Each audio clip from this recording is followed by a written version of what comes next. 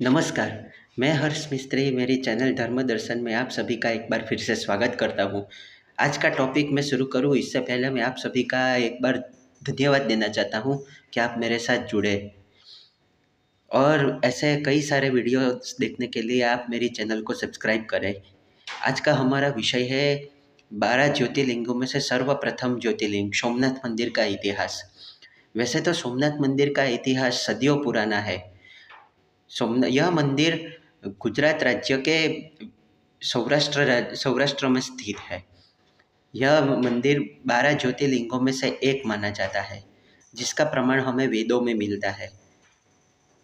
सोम अर्थात चंद्र माना जाता है कि यह मंदिर का निर्माण स्वयं चंद्रदेव ने किया था।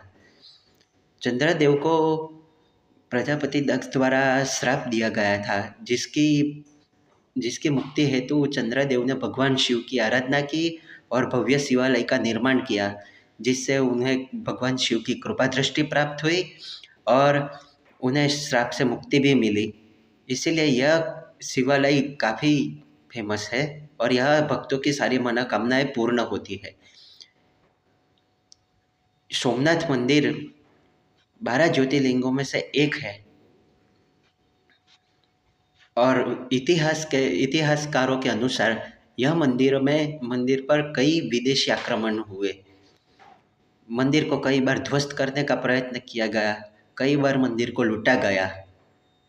वर्तमान में स्थित यह सोमनाथ मंदिर का निर्माण भारत के भूतपूर्व गृह मंत्री श्री सरदार वल्लभ भाई पटेल द्वारा किया गया था। नमस्कार मित्रों, मेरे द्वारा दी गई इन्फॉर्मेशन यदि आप सभी को पसंद आई हो तो कमेंट, लाइक और शेयर ज़रूर कीजिए और अपना जो भी सजेशन है वो भी कमेंट में ज़रूर शेयर कीजिए। जय श्री कृष्ण, जय श्री महाकाल।